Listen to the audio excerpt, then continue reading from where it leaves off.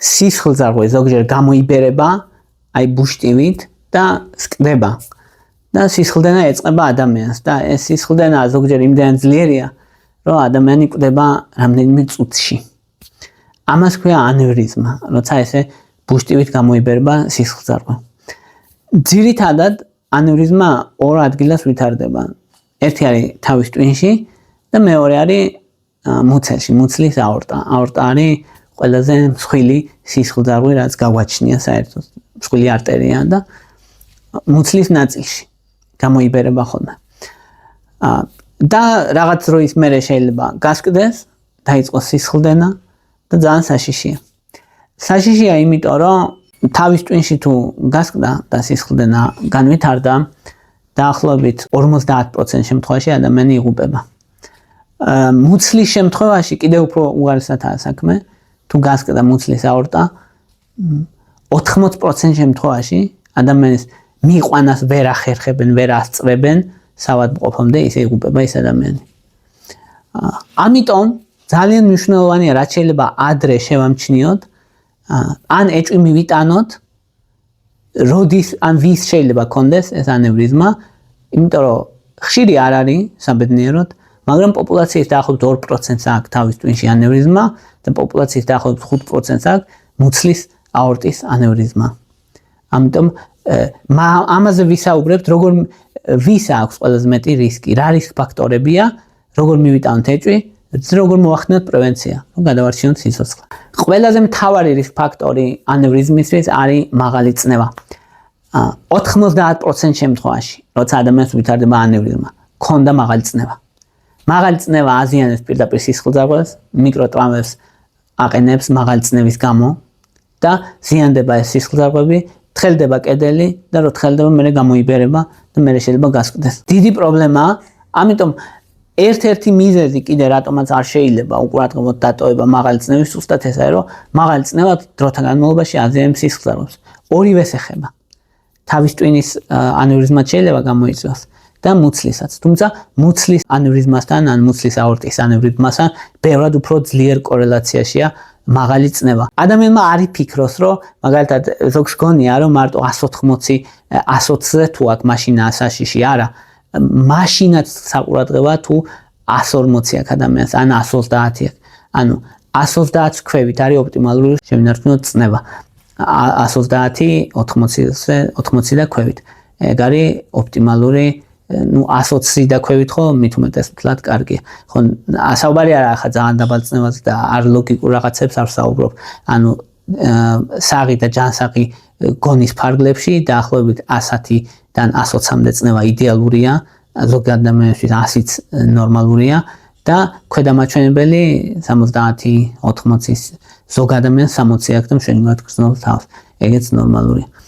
5 წელი რო არ გააკონტროლო ჰიპერტენზია, მაღალი წნევა 5 წელი რო არ გააკონტროლო, რისკი მომატებულია. ამიტომ მაღალი წნევასთან ძალიან ყურადღებით უნდა ვიყოთ ყველანი. ესა ძალიან მნიშვნელოვანი. მაღალი წნევის ისე დატოვება არ შეიძლება. მეორე მნიშვნელოვანი ფაქტორი აორტის ანევრიზმის არის მოწევა. მოწევა ძალიან ძლიერად არის დაკავშირებული მუცლის აორტის ანევრიზმასთან. ძალიან ძლიერად 90% შემთხვევაში, ვისაც ემართება მუცლის აორტის ანევრიზმა ეწევა. და რაც მეც ეწევა ადამიანი, მით მაღალია შანსი. მაგრამ ის ადამიანებიც კი, ვინც დღეში ერთ ღერს ეწევიან, თუ წლების განმავლობაში ეწევიან, აორტის ანევრიზმის რისკი მომატებულია მნიშვნელოვნად. ესეც კიდევ ერთი არგუმენტი, რატო არ უნდა მოუწიოთ. სამწუხაროდ ამაზე მიწევს მუდმივად მტკიცება, რომ მოწევა ცუდია და ისა ერთმა დამიწერა კიდე, ესე იგი, თან ჩემი ერთგული მაყურებელია და დამიწერა, რომ ესე იგი, ვიდეოში სადაც ვამბობ, რომ ისა მოწევა იწვევს 70-მდე სიმსივნეს, 70-მდე სიმსივნეს და 15-მდე სიმსივნის რისკს აქედან ამ 70-დან ზრდის ჯერადად, ანუ განა 10%, ან განა 20%, არამედ 4-ჯერ, 5-ჯერ, 10-ჯერ და ზოგჯერ მეტჯერ. და დამეწერა, რომ რავიო, ამბობენ კაია ნერვებისთვის მოწევაო და ისაო, ხო და ანუ აი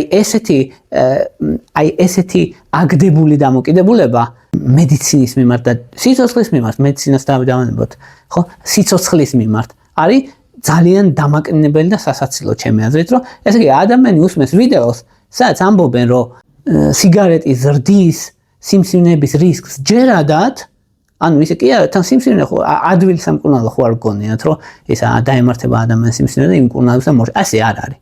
ძალიან რთული სამსი და მუდმივად მთელი სიცოცხლე მაინც კითხვის ნიშნის ქვეშ ადამიანი, ის ადამიანებიც კი, ვინც სიმსივნე იმკურნალებს და ესე იგი ზრდის სიგარეტი ამ რისკებს ჯერადად 5-ჯერ, 6-ჯერ, 10-ჯერ და ადამიანი ამბობს, რავი, ნერვებისთვის იქნებ კაიაო, ხო? ანუ აი ესეთი დამოკიდებულება არის ხოლმე ძალიან სასაცილო და რავი, ჩემთვის ძალიან გულსატკენია რა, რომ თან ანუ ისმენ ადამიანი და თუ მაინც ვერაფერი ვერ გაიგე, ეს სრულიად მიუღებელია ჩემთვის ეგეთი დამოკიდებულება.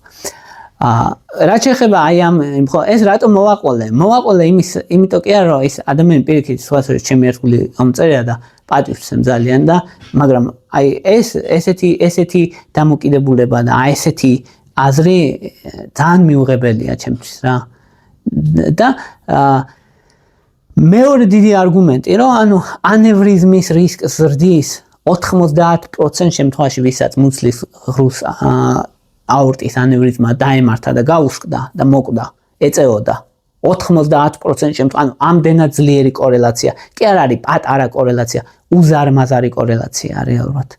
ხო, რატო და ეს ნიკოტინი და ნახშირბადის მონოქსიდი აზიანებს სისხლძარღვებს და ძლიერი ოქსიდაციური სტრესი აიწვევს ქრონიკულ ანთებელს და ზიანდება მოკლედ ნელ-ნელა სისხლძარღვები, ეგა ყველაზე მთავარი.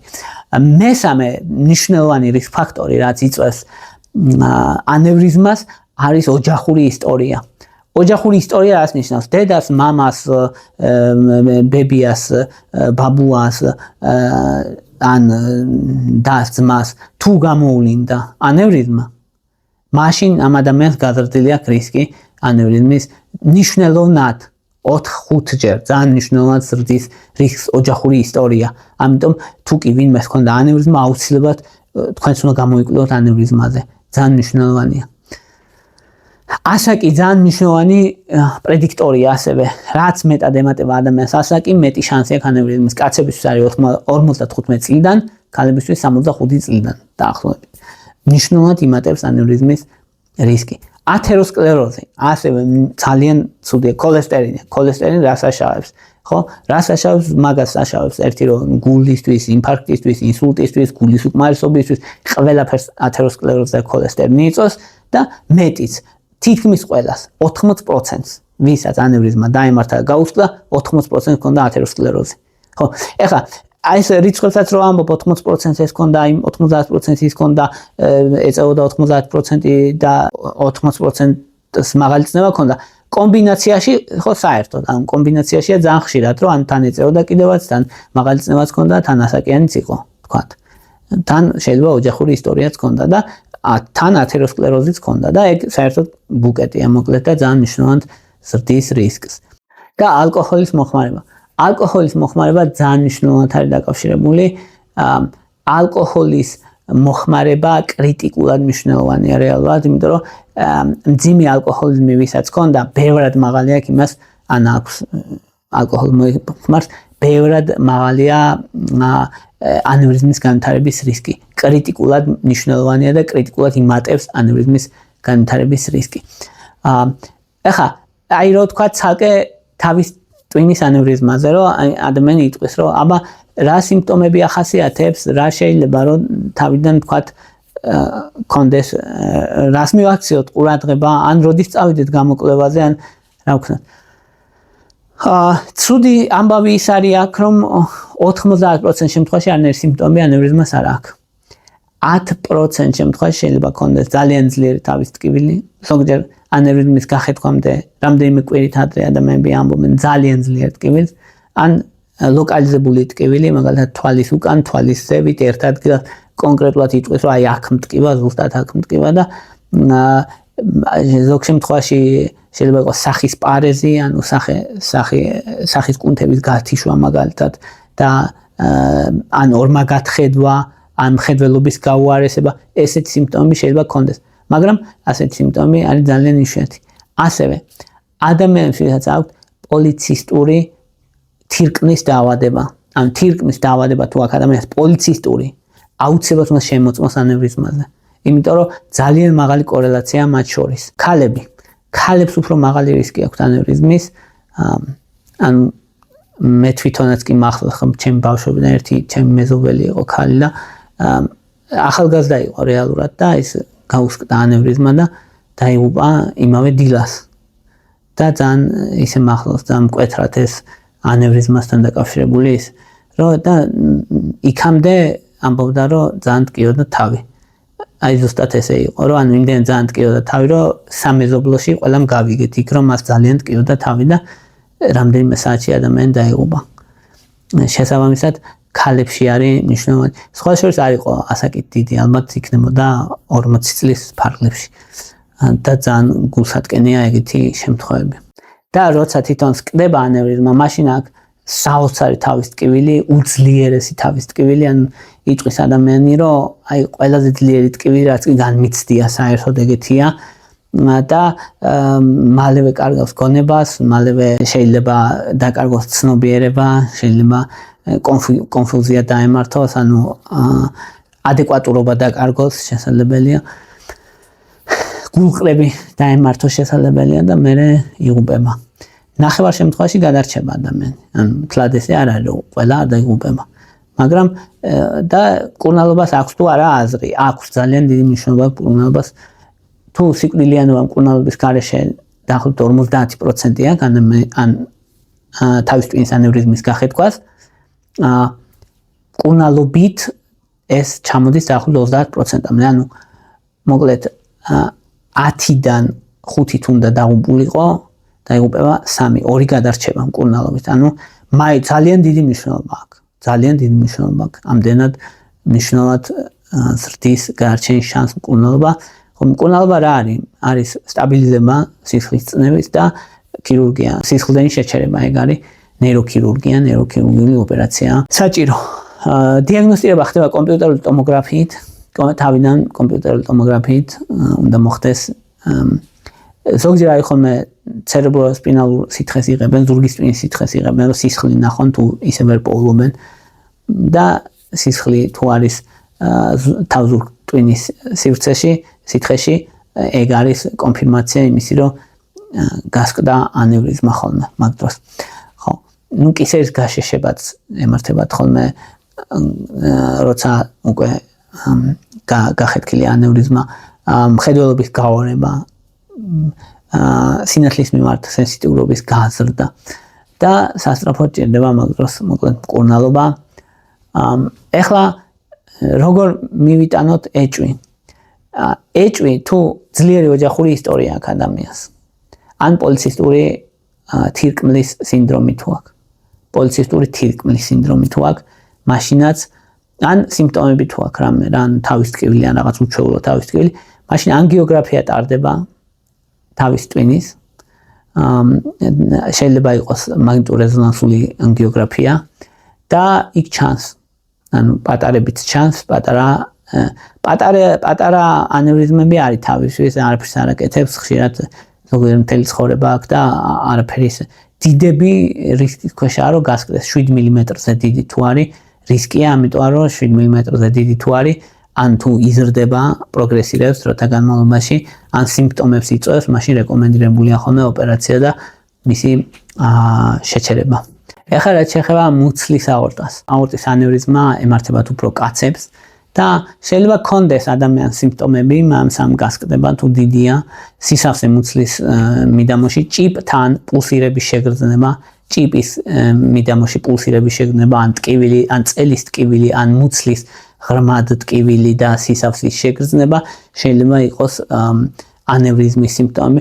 ნუ როცა უკვე სკდება ძლიერი ტკივილი წელის ან მუცლის მიდამოში, ძალიან ძლიერი, ადამიანი კარგავს დიდი რაოდენობით სისხლს, გული მუშაობს ძალიან ჩქარა, წნევა ვარდება ქვევით, ადამიანს ემართება შოკი და მერე ადამიანის 80% ვისაც ეს ემართება, სამ ჰოსპიტალამდე მივლენ, იღუპებიან მანამდე. ნუ საშინელება მუცლის აორტის გახეთქვა არის საშინელება. მისი სკრინინგი საბედნიეროდ შესაძლებელია, ანუ ადრეული შემჩნევა, სამ განვითარდება მანამ შემჩნევა.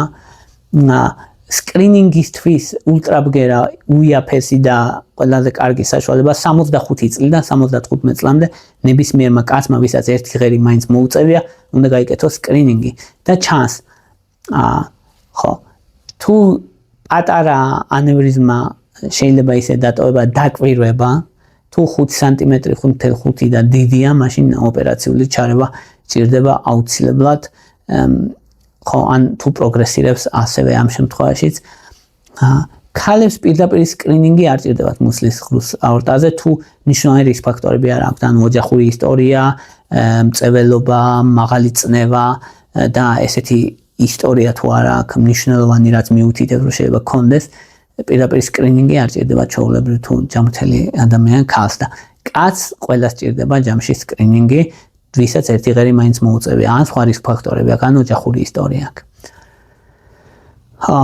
აი ამაზე იმიტომ გავამახვილე ძალიან ყურადღება ანევრიზმაზე რომ სრულად შესაძლებელია რომ ადამიანმა სიცოცხლე გადაირჩინოს თუ იცის რისკ ფაქტორები და თუ სკრინინგს გააკეთებს დროულად ამიტომ ან პირდაპირ სიცოცხლის გადამრჩენელია ამიტომ ეს ვიდეო უნდა იცოდეს რეალურად ყველა ადამიანმა ყველა ვისაც აინტერესებს თავისი სიცოცხლე ვისაც აინტერესებს რომ იყოს ჯანმრთელი დიდხანს ხო ეს იყო რის თქმაც მინდოდა პირველ რიგში მადლობა ყველას ვინც მხარს მიჭერთ ხოლმე არ აქვს მნიშვნელობა დონაციებით კომენტარებით თუ ლაიქებით თუ გამოწერით თუ გაზიარებით ყველანაირი მხარდაჭერა ძალიან სასიხარულოა ჩემთვის ხო ნუ ვისაც დონაციები გინდათ კი მიიდებს აღწერაში ანგარიშები და შეგიძლიათ გააკეთოთ ასევე პატრეონზე ვისაც ჩემთან ექსკლუზიური კონტაქტი უნდა კითხვები აქვს და ესე შემდეგ შეუძლია გამომიწეროს დონაცია გააკეთოს და ჩემთან შეძლებს კონტაქტს ვინაიდან ესე ყველას დეტალურად მეტყვი ყველა ადამიანი არის თავისი ისტორია თავიდან ბოლომდე ხო ანუ ყველა ადამიანს აქვს მოსაყოლი უამრავი რამ და ყველა ადამიანს აქვს თავისი ინდივიდუალური პრობლემები რასაც ჭირდება ფიქრი დამუშავება და ნუ ესე არ ხდება მედიცინაში რომ ხა ერთი კითხვა მაქვს და ამ კითხვაზე პასუხი ნუ ამ კითხვაზე პასუხს Google-იც მოგცემს ხო მაგრამ ყველა ადამიანს თავის კონტექსტში ჭირდება ხო თორე ანუ Google და ეს GPT ისეთ პასუხებს იძლევიან ხოლმე რომ ბევრჯერ ძალიან კარგ პასუხებს იძლევიან თუ სწორად დასვას ადამიანი კითხვას მაგრამ სწორად დასმასაც ექსპერტიზა ჭირდება ხო იმიტომ რომ ის გაძლევს იმას რასაც შენ აძლევ ანუ სვავ სწორ კითხვებს და პასუხობს სწორად არ სვავ სწორ კითხვებს პასუხობს არასწორად ეს არის. ამიტომ არის ხოლმე რომ ანუ ვისაც ჭირდება ეს ყველაფერი რომ ეს ადამიანური ურთიერთობა პირდაპირ ღრმა ურთიერთობა ამისთვის არის პატრეონი.